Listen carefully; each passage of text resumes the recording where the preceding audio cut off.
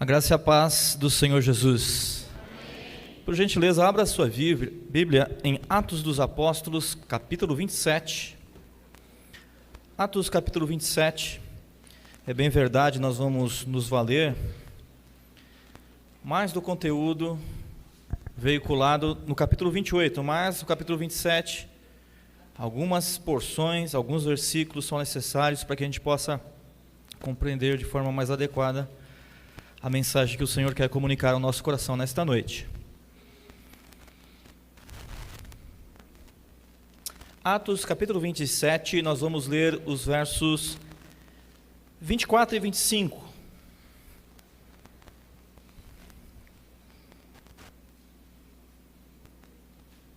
Vamos ler o 23 para ficar mais claro ainda. Diz assim o texto: porque esta mesma noite, um anjo de Deus, de quem eu sou e a quem eu sirvo, esteve comigo, dizendo: Paulo, não temas.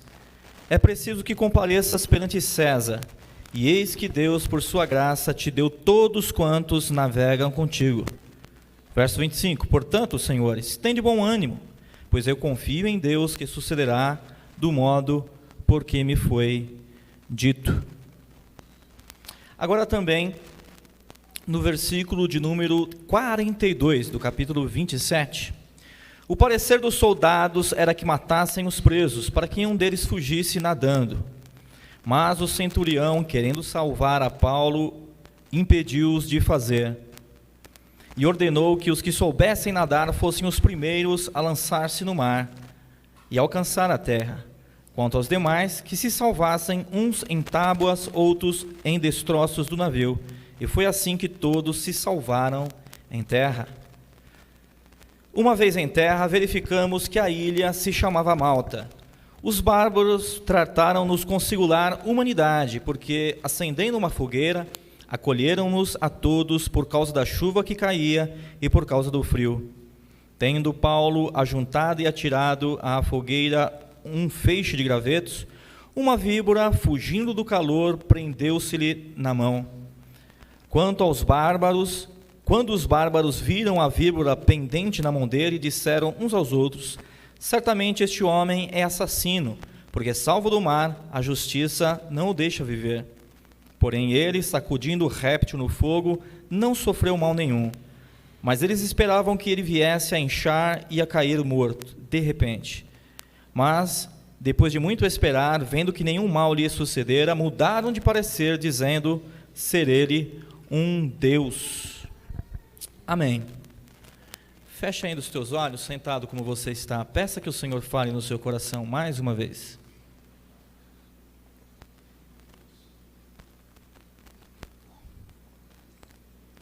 Espírito da verdade, Espírito Santo de Deus, torna compreensível, torna clara esta mensagem aos nossos corações, de tal maneira que todos nós possamos sair deste lugar nesta noite dizendo: hoje Deus falou comigo. Nós nos humilhamos diante de Ti. Quem somos nós para estar em Tua presença? Quem somos nós para tomarmos nos lábios o glorioso, o santo, o precioso nome do Teu Filho Jesus? Mas o Senhor nos amou, nos buscou, nos achou, nos remiu, nos reconciliou. O Senhor enviou o Seu Espírito, que hoje em nossos corações habita. E nós suplicamos a Ti, ó Espírito Santo de Deus, manifesta-te em nosso meio e glorifica o nome que é sobre todo nome, glorifica o nome de Jesus. Amém. Graças a Deus. Paulo está no exercício do seu ministério, e como lhe cumpria fazer, ele dava testemunho da verdade que foi a ele confiada. E foi por conta da pregação do Evangelho que ele se achou aqui, como lemos, na condição de prisioneiro sendo conduzido a Roma.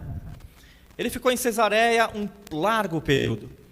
E as autoridades romanas que ali estavam, judaicas, mas que estavam pendendo ao Império Romano, elas querendo ser simpáticas às autoridades religiosas judaicas, eles então, em lugar de liberar Paulo, o prenderam. Na verdade, eles queriam um suborno, queriam que Paulo pagasse pela sua liberdade, ao mesmo tempo que queriam também com isso agradar os judeus.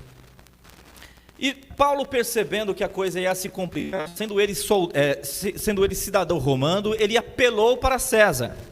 E a autoridade romana de plantão disse: você apelou para César, então para César você será enviado.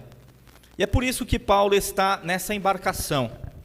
E aqui acontece aquilo que nós entendemos, né, como o naufrágio do apóstolo.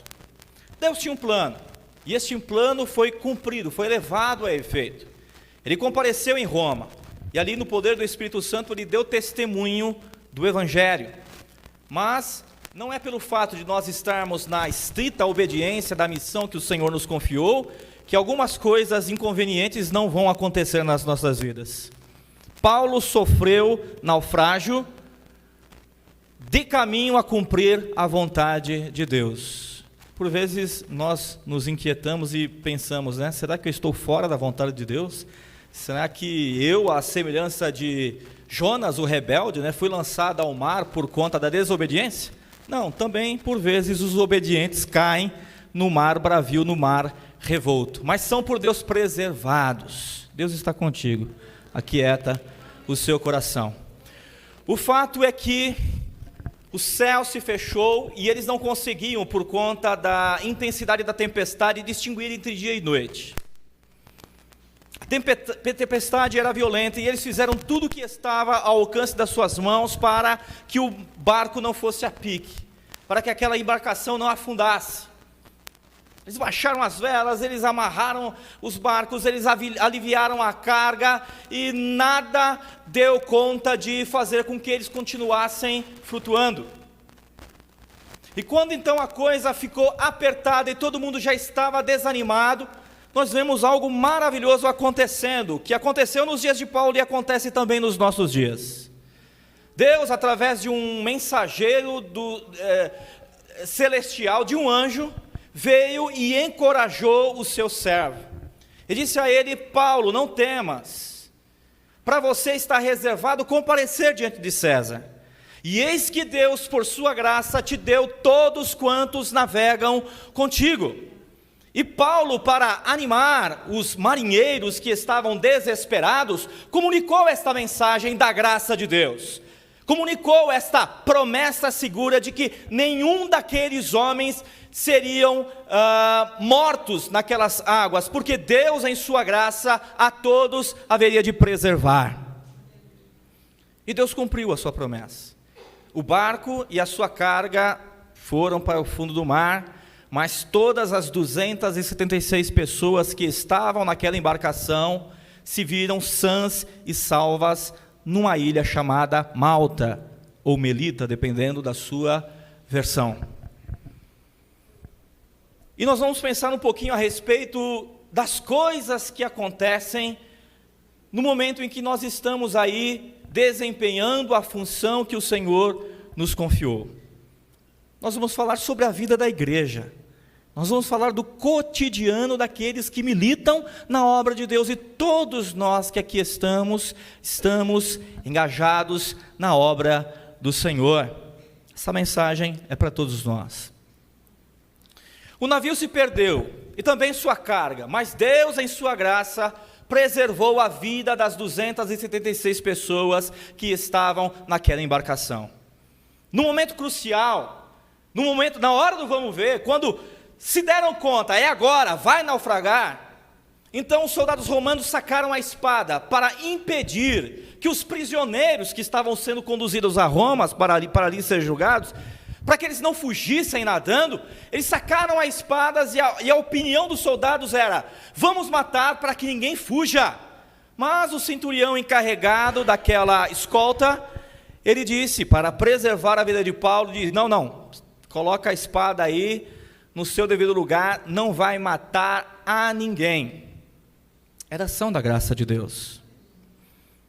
Porque Deus, quando atua com a sua graça em nossas vidas, Ele nos poupa da espada da condenação. E mais, Ele nos faz levantar os olhos em meio ao nosso desespero e procurar entre os destroços da nossa vida uma tauba que nos sirva de tábua de salvação. Deus em sua graça salvou a todos, nenhum deles se perdeu. E qual foi o primeiro efeito da ação da graça de Deus? Poupou, salvou, protegeu, livrou aqueles prisioneiros da espada da condenação. A graça de Deus veio sobre as nossas vidas, e a graça de Deus nos poupou da ira futura, do juízo de Deus.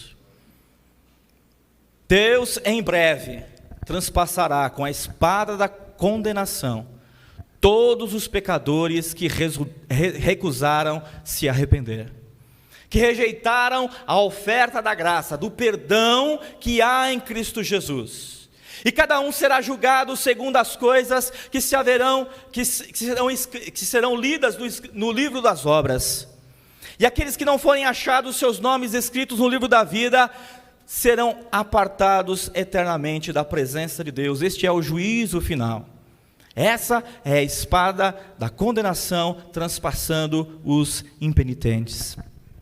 O juízo final vem, mas Deus em sua graça nos poupa. Quando nós olhamos para a Bíblia, teologicamente falando, Bíblia significa separação. Morte na Bíblia significa separação. Ok? A separação da alma e do corpo é a morte física, com a qual nós estamos tão bem familiarizados. Mas há uma outra morte, que é a morte espiritual, que é a separação entre Deus e os homens por conta da intromissão do pecado. E nós sabemos que quem morre fisicamente estando morto espiritualmente será condenado a uma morte eterna. E o que é a morte eterna? É o banimento eterno, é a separação eterna de Deus. Isso existe.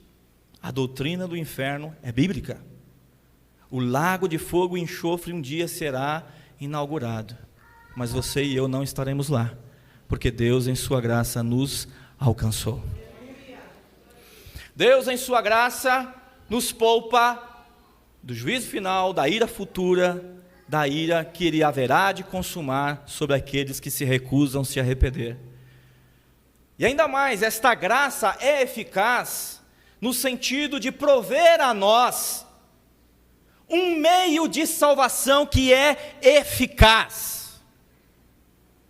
Deus, quando trouxe graça aos nossos corações, quando Ele comunicou a verdade do Evangelho ao nosso entendimento, quando Ele iluminou os olhos do nosso entendimento, quando Ele nos deu arrependimento para a vida e fé para a salvação, Ele, por assim dizer, nos fez levantar os olhos.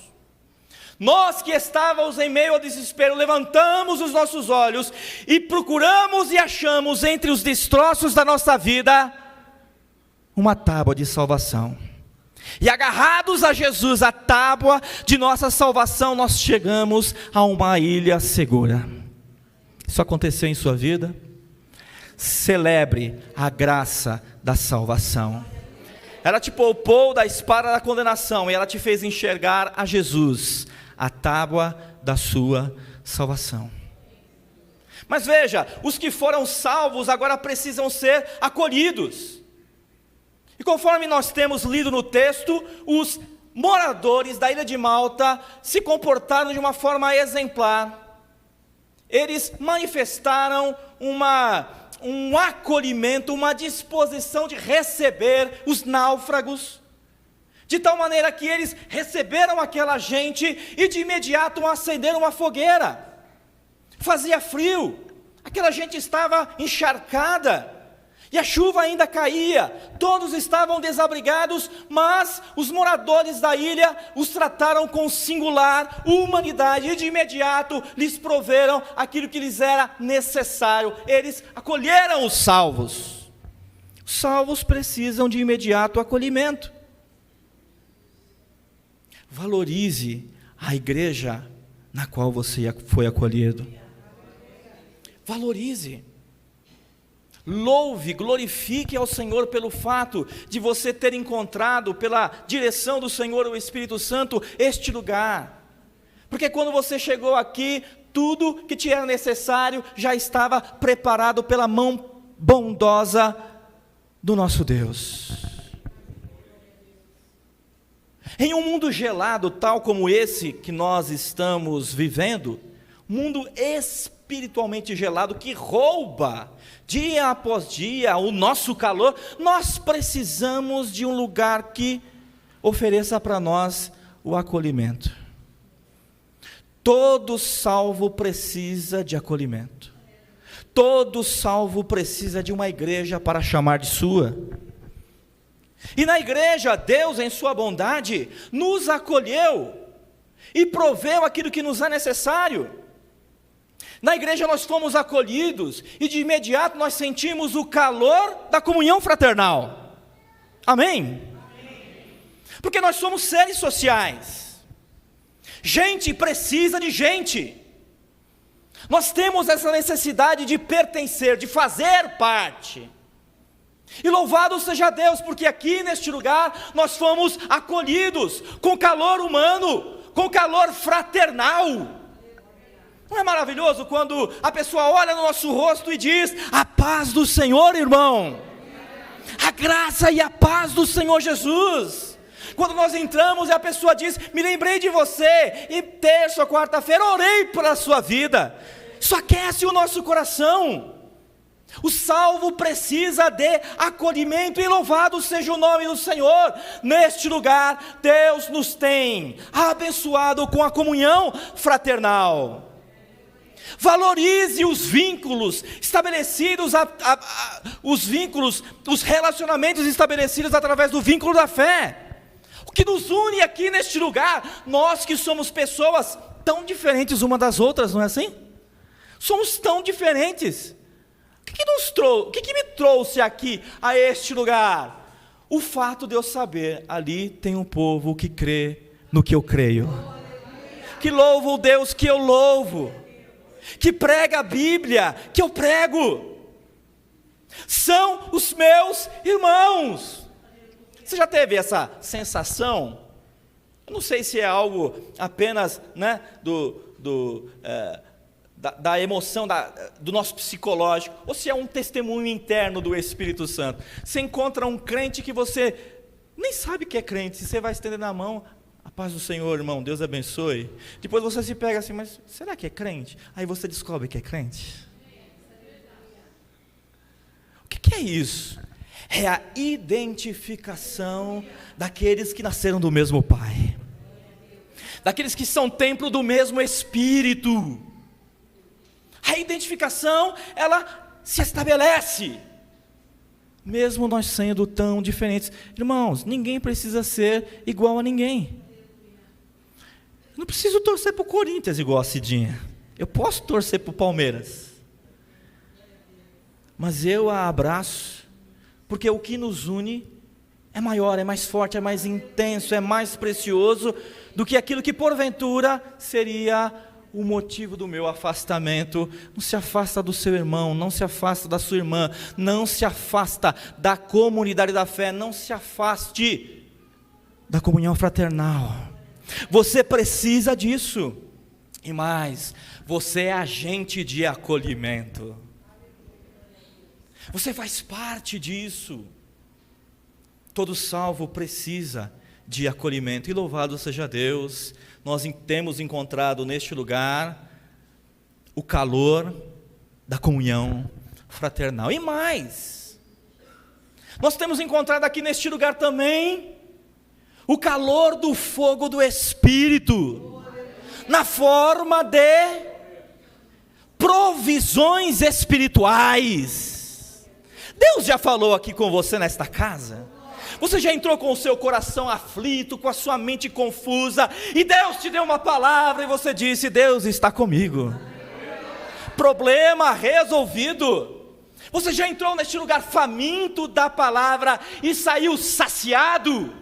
É provisão espiritual, é o fogo do Senhor, o Espírito Santo, que se manifesta na forma de provisão das necessidades espirituais. Veja, os náufragos, todos eles foram salvos, e agora precisam de acolhimento, e aquela gente acolhe. os trata com singular humanidade e faz para eles uma grande fogueira. Eles estão gelados, eles precisam de fogo. Quando nós chegamos aqui, irmãos, a fogueira já estava acesa. O Espírito Santo já estava atuando. Eu não vim trazer algo a este lugar, eu já vim e já encontrei aqui. Você não veio trazer nada de especial a esta igreja, porque esta igreja já tem tudo quanto de especial se faz necessário nela, o Senhor, o Espírito Santo, atuar. Ele fala, Ele conduz, Ele rege, Ele consola, Ele exorta, Ele edifica, Ele consolida. A fogueira já está acesa. Então imagine os náufragos, os salvos pela graça, estão agora dando as últimas braçadas, e aquela gente com um tratamento muito misericordioso já está acendendo uma fogueira. Nós, os crentes de hoje, somos abençoados com o calor do trabalho dos crentes de ontem. E portanto nós temos uma responsabilidade que é muito grande e que precisa ser levada a séria. Nós precisamos legar à geração posterior uma igreja cheia do Espírito. Que tipo de igreja? Nós, geração de crentes do tempo presente, vamos legar, vamos fazer herdar, fazer com que os crentes de amanhã, os salvos de amanhã, herdem. Uma igreja que possui um bom conhecimento bíblico e que é cheia do Espírito Santo, ou uma igreja meio que supersticiosa, que não possui base sólida para depositar a fé, e ao mesmo tempo uma igreja morna, apática, anêmica, uma igreja que não tem o poder do Espírito Santo. Meus irmãos e minhas irmãs, nós somos uma igreja local, mas esta palavra se aplica à igreja geral. Nós não podemos abrir mão da Bíblia, nós não podemos deixar de pregar. O Espírito Santo continua a agir no meio dos crentes. Os dons não cessaram. Jesus, por meio do Espírito, cura, liberta, restaura. Ele fala ao coração de forma poderosa. Nós temos que pregar estas duas mensagens que fazem uma igreja robusta, a saber, a Bíblia é a palavra de Deus, e como a Bíblia tem sido atacada, meus irmãos, relativizada, gente que no outro tempo a gente ouvia pregar e dizia, quando eu crescer eu quero ser igual a ele. Hoje eu ouço e digo, Jesus, me cobre com teu sangue, livra-me da apostasia, do abandono da fé, livra-me, Senhor. Irmãos, a Bíblia é a palavra de Deus, e a igreja é coluna e baluarte da verdade, e a verdade é esta aqui. Preguemos que a Bíblia é a palavra de Deus, a nossa única regra de fé e de conduta. Preguemos ainda que o Espírito Santo batiza os crentes, não apenas habita, mas se apropria e usa, com dons sobrenaturais, com operações miraculosas. Os dons não cessaram. Voltemos a cantar, ninguém detém, a obra é santa. Todo salvo precisa de uma igreja para chamar de sua. Uma igreja que o acolha, com calor da comunhão fraternal e também com o fogo do Espírito Santo na forma de provisões das necessidades espirituais. Nós precisamos da Bíblia e nós precisamos da plenitude do Espírito Santo. E veja a atitude abençoada que toma o apóstolo Paulo, o grande apóstolo Paulo, permita-me dizer. Ele foi acolhido junto àquela fogueira, ele se aqueceu, se beneficiou daquele fogo que não foi aceso por ele, Mas ele não ficou ali encolhidinho, como quem usufrui da bênção e não compartilha com ninguém. Não, ele se esquentou e ele sentiu no coração o desejo de trabalhar para garantir a manutenção da existência daquele fogo que aquece. E ele saiu para recolher alguns gravetos. Graveto é lenha fina. Coisa simples, é coisa comum, é coisa trivial, é coisa que, enfim, e ele ajunta aqueles simples gravetos, faz um feixe, e quando ele vai jogar em cima daquela fogueira para alimentar, para garantir a continuidade daquela fogueira, porque, meus irmãos, o fogo, à medida que o tempo passa, se ele não se alastra, ele tende a se apagar, sabia disso? Não dá para alcançar a bênção e dizer, não, agora eu vou ficar aqui, porque já está quentinho. Não, vamos continuar a buscar, para que esse fogo pegue e vá mais longe. Porque o fogo que não se alastra, à medida que o tempo passa, ele tende a arrefecer, a apagar, a se esfriar. E nós junto com ele. Paulo realiza um simples trabalho. Veja, o apóstolo Paulo, o grande apóstolo Paulo, ele sempre demonstrou ser zeloso na realização de coisas grandes e também nas coisas pequenas, triviais, simples, do cotidiano. Que maravilhoso exemplo. E ele jogando aquele feixe de gravetos, uma víbora, uma cobra, um réptil, uma serpente, escondida entre os gravetos, se sentiu tocada pelo calor, e para fugir do calor, ela dá o bote no dedo do apóstolo e fica ali pendurada. E aquela gente que ali está, vê, e sabendo da letalidade do veneno, criam agora uma expectativa, olha, esse homem aí, de fato é um criminoso, porque tendo sido salvo da água, a justiça não deixa ele viver. Tanto é que agora ele vai ser, de forma justa, condenada pelo veneno da serpente. Mas Paulo está com o bicho pendurado ali, ele passa no fogo e a cobra o solta, e ele continua ali em pé junto àquela fogueira, e os seus observadores, na sua expectativa, pensam, daqui a pouco ele vai inchar, vai cair morto. De repente, eles sabiam do potencial destruidor do veneno daquela serpente, mas Paulo se manteve junto à fogueira, em pé, não inchou. Então, radicalmente, aquela gente que observava Paulo mudou de opinião. Não é um criminoso, é um Deus. O pessoal vai de 8 a 80 também, né? O pessoal é complicado, né? Mas isto acontece com aqueles que observam a vida de alguém que se mantém junto à fogueira.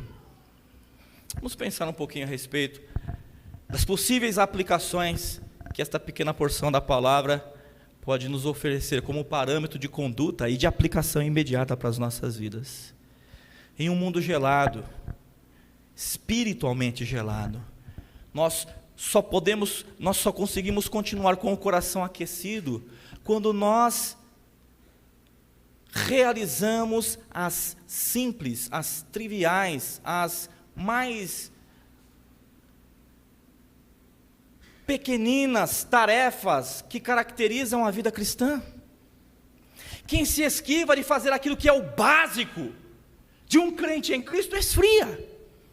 Mas aquele que se aplica a acolher os gravetos, ler a Bíblia, orar, vigiar, vir aos cultos, manter-se em comunhão com os irmãos, são coisas corriqueiras, são coisas normais, são coisas triviais, são simples gravetos, mas são estas atividades que fazem com que a fogueira permaneça acesa.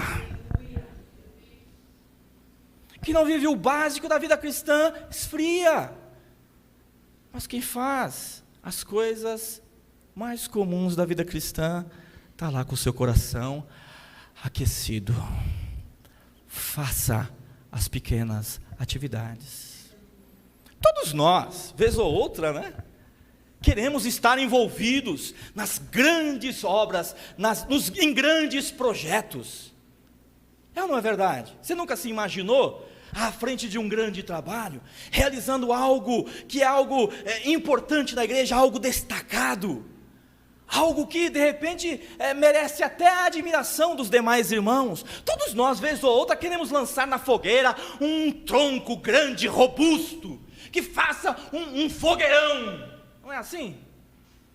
Mas veja o apóstolo Paulo, homem de grandes realizações ministeriais, ele está ali, aplicado em fazer as coisas mínimas que se fazem necessárias. O que a ocasião pedia a Paulo? Alimenta o fogo. E ele recolheu gravetos e simplesmente fez o que a ocasião lhe pedia. Meu irmão e minha irmã, o que garante o fogo aceso na igreja são estas coisas mínimas.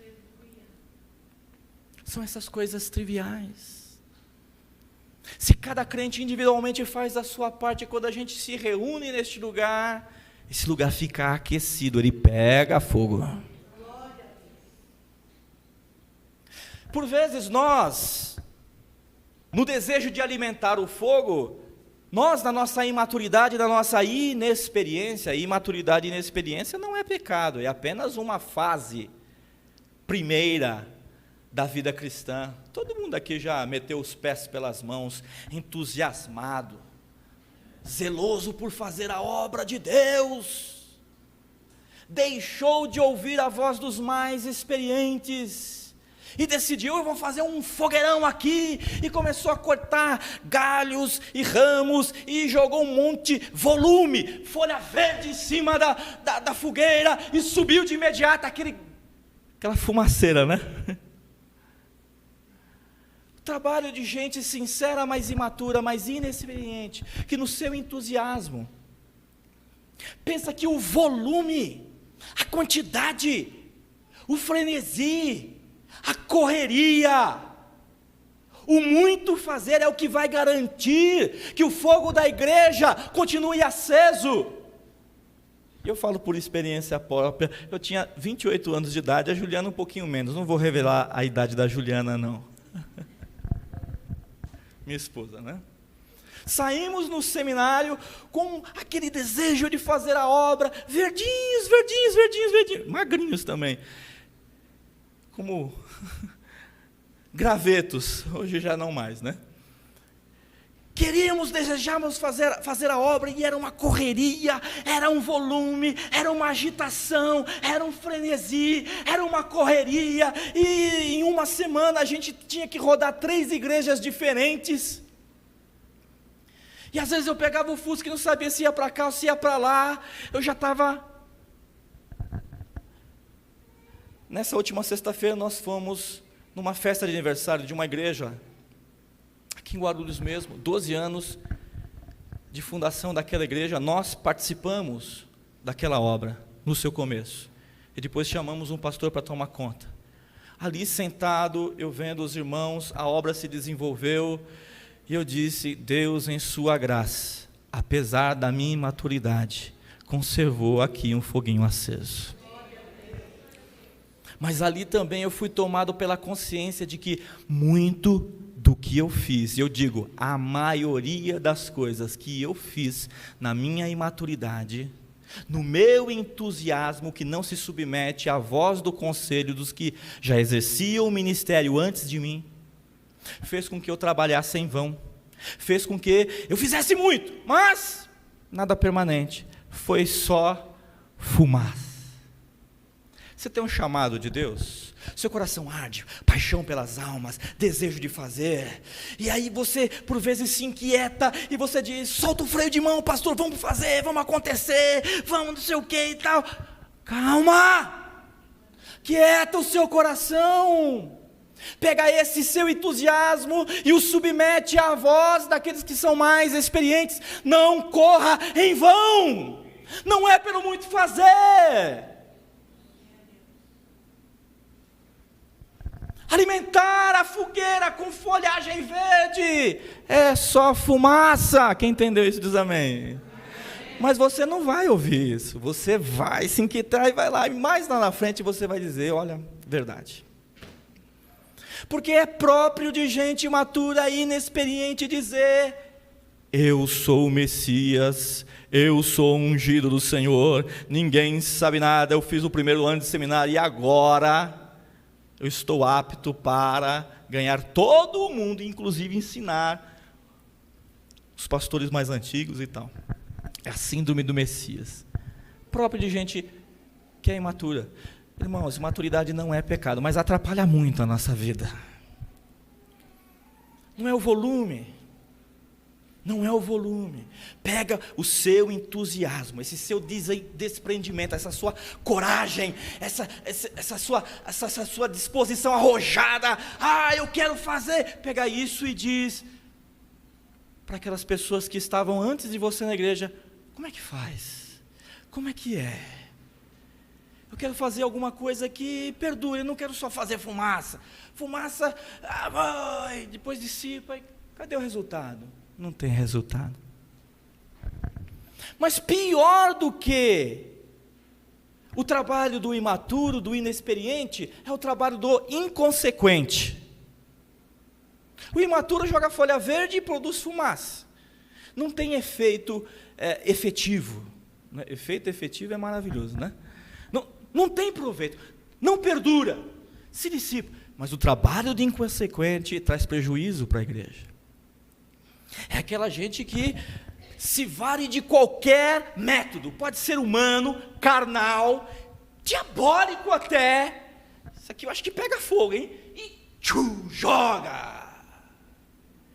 E se esquece do conselho que o apóstolo Paulo dá: as armas da nossa milícia não são carnais, elas são poderosas em Deus. Se faz a obra de Deus com os recursos providos por Deus. Nós não somos chamados para fazer o que dá certo, nós somos chamados para fazer o que é certo. O resultado vem do Senhor. Faça o que é certo. O inconsequente, diferente do inexperiente, ele joga na fogueira aquilo que está na sua frente. Ele pega garrafa PET, ele pega pneu de caminhão, ele joga. Isso aqui eu acho que pega fogo, e pega, e a igreja é tomada por uma fumaça tóxica. É fogo estranho. Fogo estranho não é obra do Espírito. Fogo estranho não aquece, não abençoa, não edifica. Fogo estranho só intoxica, faz os crentes passar mal. Conhece a expressão fogo estranho, né? Nadab e Abiú, vou oferecer isso para o Senhor. Deus não aceita isso. Deus é mau? Não, Deus é santo. Deus é santo. Não somos chamados para fazer o que dá certo, vamos fazer o que é certo. E se aprouver a Deus, trazer resultados, louvado seja o seu santo nome.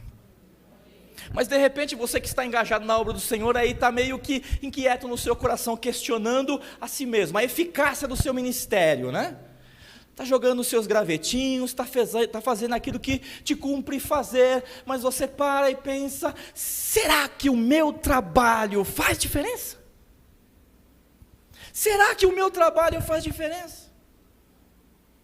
Eu queria fazer algo grande, eu queria fazer um fogueirão, e só gravetinhos. Irmão, irmã, o que garante a manutenção do fogo do Espírito na igreja são as coisas simples. Faça o que é simples. Esses gravetinhos têm aquecido pessoas, têm abençoado corações, tem feito a diferença na vida de famílias. Faça o que Deus te deu para fazer, e faça com zelo, faça com dedicação, faça como que ao Senhor e não aos homens. Não faça para si mesmo, faça em prol da igreja. Mas o fato é que enquanto o apóstolo Paulo trabalhava para alimentar aquele fogo, nós percebemos que o mesmo fogo que nos aquece, ele traz à tona as astutas ciladas do diabo. O mesmo fogo que nos aquece, ele revela as serpentes que estão escondidas, o trabalho oculto do maligno. Uma víbora, fugindo do calor, veio e deu uma bocanhada no dedo de Paulo. Está engajado na obra? Está empenhado em fazer o fogo pegar? Toma cuidado, o inimigo está à espreita. Porque se é papel do crente em Cristo trabalhar com zelo para que o fogo não se apague, o trabalho do maligno é apagar o fogo que já existe. E ele luta, e luta de forma camuflada, de forma oculta. Paulo estava ali com zelo trabalhando, e ele não percebeu que entre os gravetos que ele colhia, existia uma víbora, existia uma serpente, mas louvado seja Deus. Quando o fogo está aceso, o povo de Deus não fica confundido. O fogo, quando está aceso, traz à tona o trabalho que o diabo faz às escondidas. E mais, destrói as obras do diabo. Vigie, o diabo está à espreita, vigie. O diabo não está contente com aquilo que você faz. Simples gravetos incomodam o inferno. Simples gravetos incomodam o inferno. E aquela víbora então dá um bote, e o bote é certeiro, e a bicha fica pendurada no dedo de Paulo, e isso é visto por todas as pessoas que estão à volta. Aí, ó, esse aí vai inchar e vai morrer. É o que sempre acontece. Eu já vi muito disso. Um morador da ilha comentando com o outro: eu sei qual é o efeito do bote dessa serpente.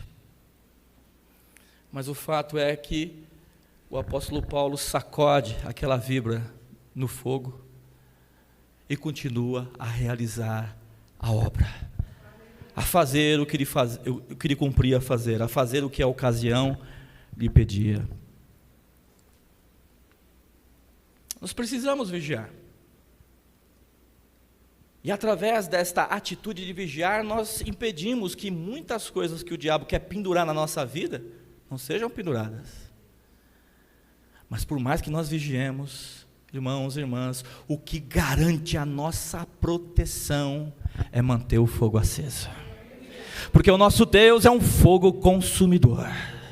E quando o diabo vem e nos ataca, ainda que nós não vejamos com estes olhos, pelo simples fato de nós estarmos cheios do Espírito Santo, tomados pelo calor do Senhor, o Espírito Santo, esse demônio tem que se apresentar diante de nós e baixar a sua cabeça e se retirar, porque o Senhor, nosso Deus, é um fogo consumidor.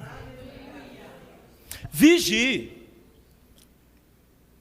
mas tenha certeza no seu coração: o que vai te proteger efetivamente, o que vai ser eficaz para te guardar das astutas ciladas do diabo, é o ser cheio do Espírito Santo. E então aquelas pessoas que estavam ali viram o que aconteceu, o homem ali foi mordido, aquilo de fato, imagino, repercutiu, e juntou ali uma galerinha, um povinho ali para ficar observando. Vai inchar, vai tombar e de repente vai cair morto. Era a expectativa daquela gente. Mas Paulo sacudiu a cobra que o soltou, e ele permaneceu em pé, trabalhando junto da fogueira. O inimigo, ele luta, para pendurar algumas coisas nas nossas vidas. O inimigo, ele luta para fazer com que o veneno dele tome conta do nosso ser e a gente comece a se inchar, se ensoberbecer, se envaidecer. É uma aplicação legítima que eu estou fazendo? Eu estou alegorizando demais o texto. Recebe aí. Tem gente que está fazendo a alma da rebelião. Enche. Incha. E quem incha, cai. Quem incha, ministerialmente, espiritualmente, tomba de repente diante dos olhos de todos que o observam. Existem pessoas que estão observando você. Vamos ver quanto tempo vai ficar na igreja dessa vez. Vamos ver quanto tempo vai durar isso aí. Vamos ver quanto tempo vai durar. Quem permanece junto ao fogo do Espírito não incha não tomba, não morre. Quem crê nisso? Deus é poderoso para te sustentar em pé e fazer com que os teus observadores mudem radicalmente de opinião a teu respeito. Ele é um criminoso, tá vendo? Fugiu da água, mas a justiça faz com que ele pague o preço. Ele vai morrer e vai morrer exatamente por conta do veneno da cobra. E ficam lá esperando. Não vai morrer não? Não vai morrer? Já deu tempo? Já deu tempo. Não morreu? Não, está lá Paulo junto da fogueira. Esse homem é de Deus, hein? Essa mulher é de Deus. Esse casamento é de Deus. Essa igreja é de Deus. Quando você busca com diligência ser cheio do Espírito Santo, o Senhor age de maneira a trazer diante de você o bom testemunho das pessoas que estão à sua volta. Elas mudam de opinião a teu respeito. Só busque ser cheio do Espírito Santo e você vai ficar bem na foto. E as pessoas vão dizer: olha, queimei minha língua. Não é que mudou mesmo? Não é que está em pé e vai continuar em pé? Porque o fogo do Espírito é quem nos sustenta. Quem crê nisso, diga amém. Quem precisa ser cheio do Espírito Santo?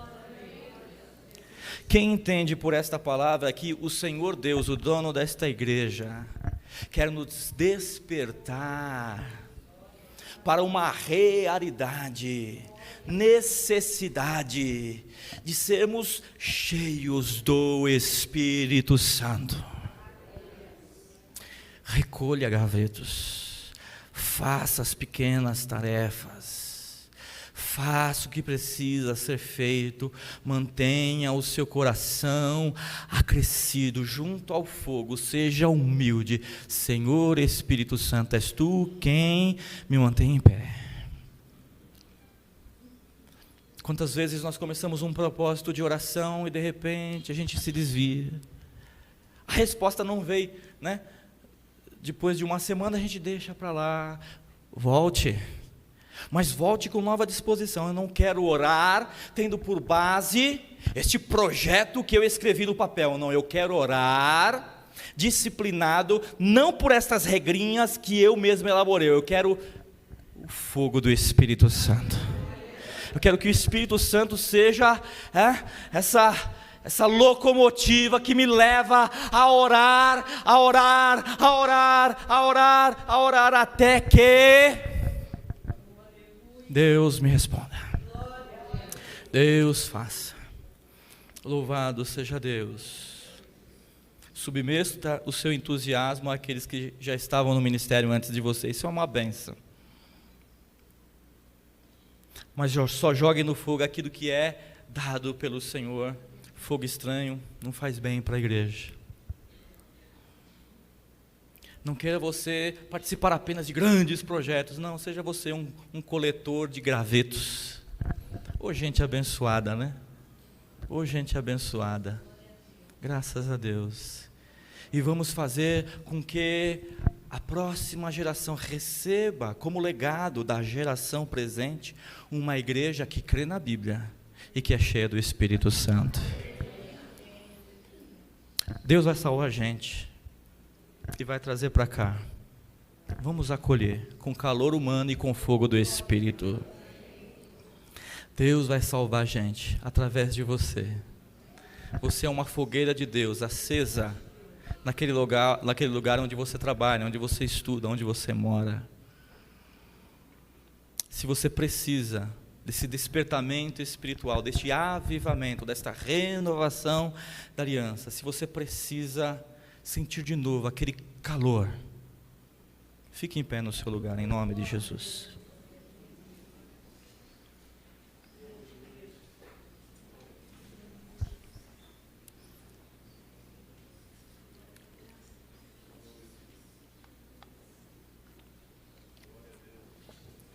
Coloque as suas mãos no coração com muita seriedade.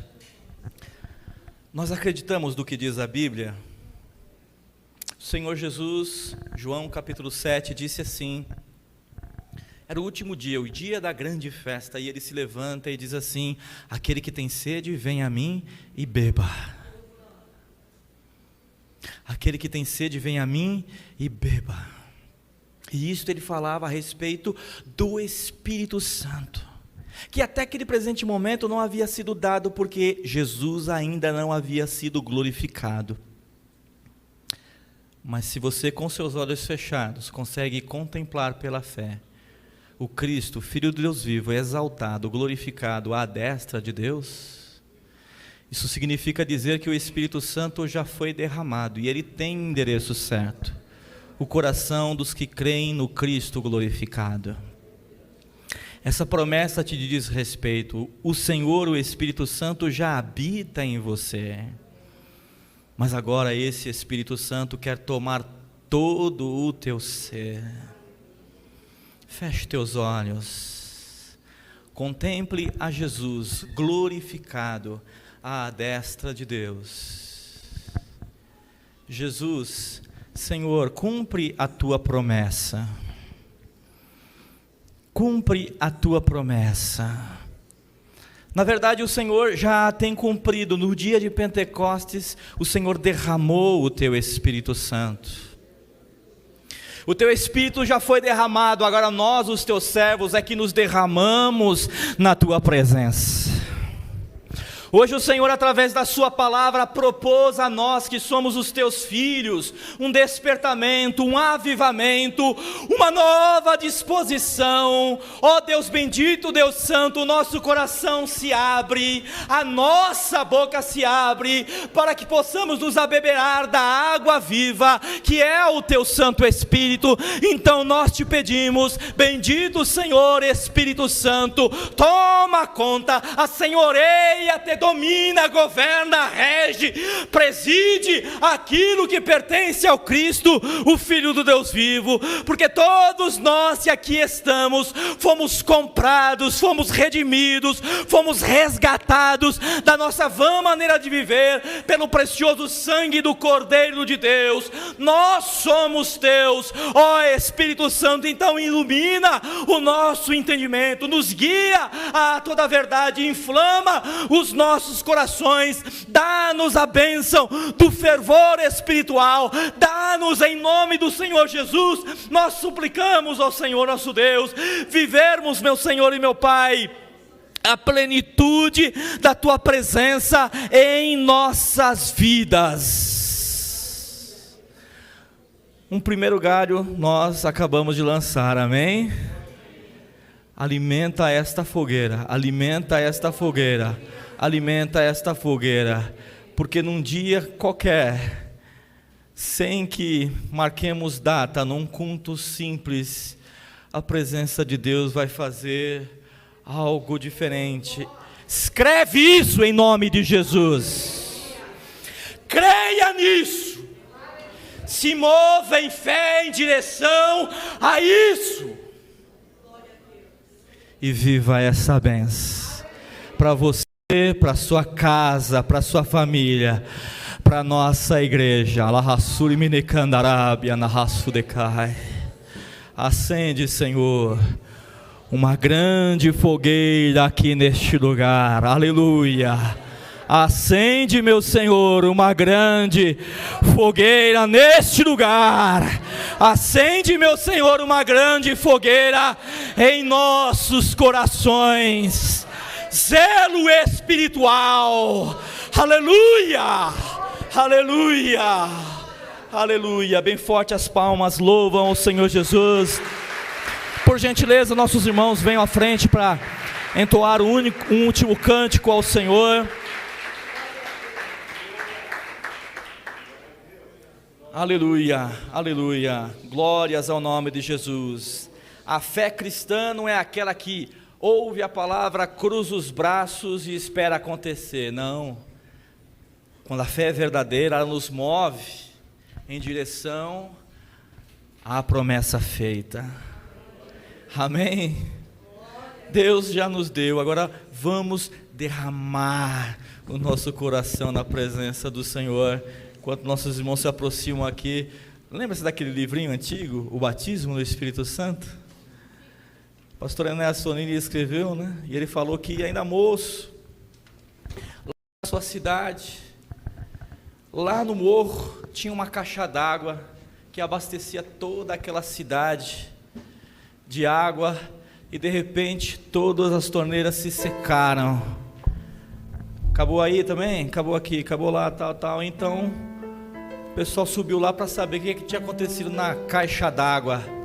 Abriram a caixa d'água, desceram lá e tinha uma grande ratazana impedindo a vazão das águas.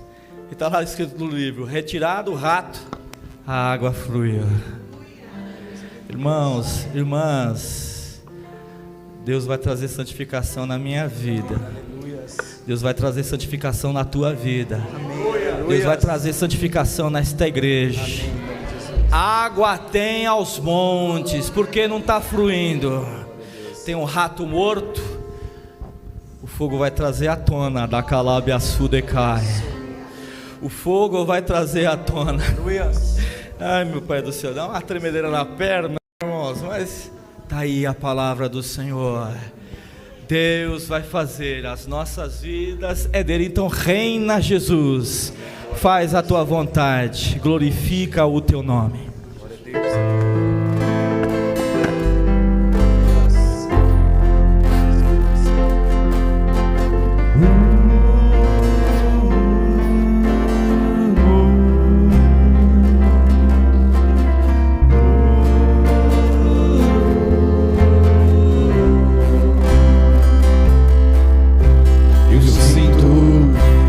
Espírito está aqui e Ele quer seu povo renovar. E se uma lágrima descer, deixa o Espírito operar. Deixa o Espírito operar. Eu sinto que o Espírito está aqui e Ele quer seu povo renovar. E se uma lágrima descer, deixa o Espírito operar. Deixa o Espírito operar. Onde há o Espírito de Deus, a liberdade pra sentir, a liberdade pra louvar. Transportamos as montanhas e as alegrias são tamanhas. Faz o caído levantar. Deixa o Espírito operar. Deixa o Espírito operar. Eu sinto que a sua mão está aqui, o braço forte do Deus Jeová. E se o céu aqui descer, deixa o Espírito operar. Deixa o Espírito operar. Eu sinto que a sua mão está aqui, o braço forte do Deus Jeová. E se o céu aqui descer, deixa o Espírito operar. Deixa o Espírito operar.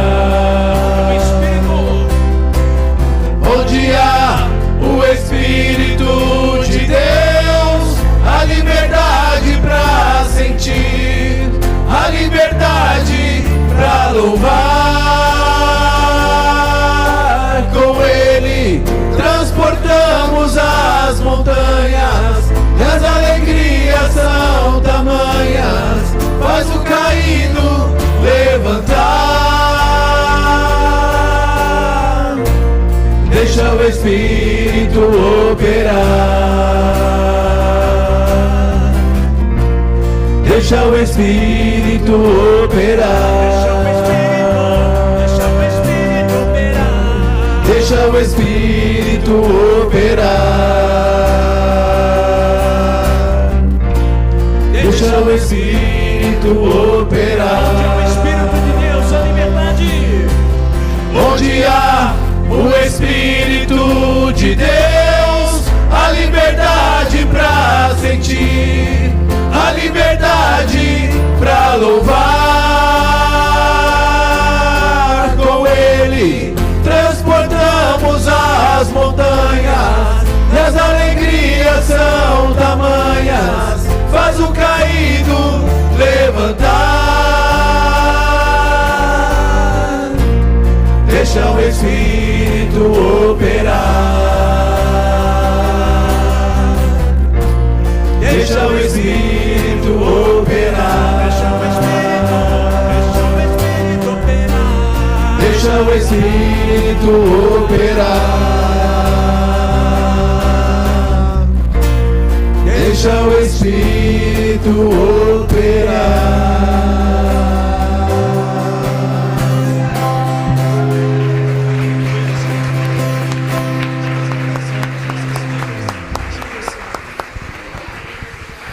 Senhor, despede o teu povo debaixo desta bênção, desta consciência, desse despertamento.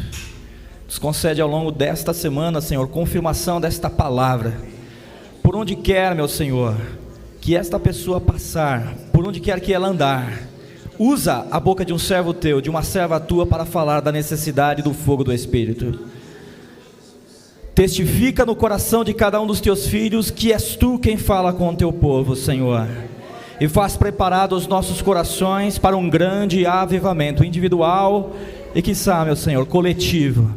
Que vá, meu Senhor, a partir desta igreja inflamar a tantas outras igrejas. Tu podes, Tu és Deus, e nós te pedimos, faz mais uma vez, em nome do Senhor Jesus. Levante as mãos, que o grande amor de Deus, a graça de nosso Senhor e Salvador Jesus Cristo atue na sua vida hoje e sempre, bem como as comunhões e as consolações do Senhor, o Espírito Santo, te acompanhem até a vinda bendita do Senhor Jesus Cristo.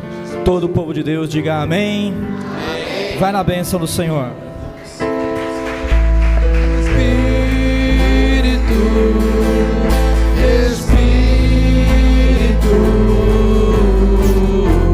Espírito Santo de Deus.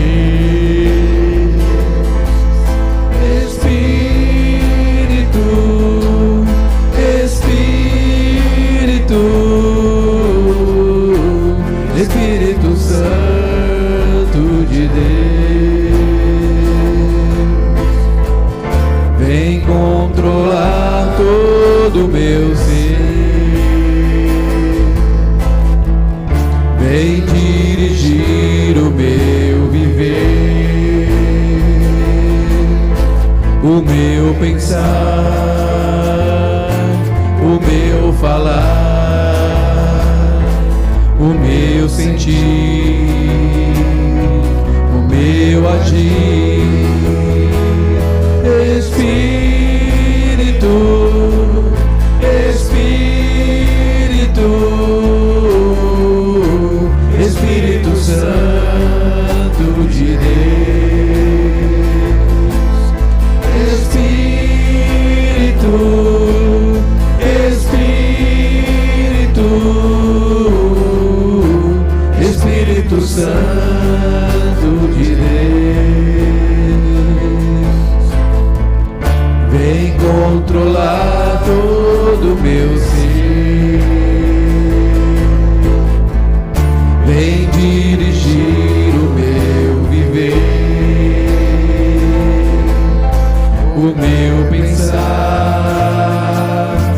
o meu falar, o meu sentir e o meu agir. Espírito, Espírito, Santo de Deus.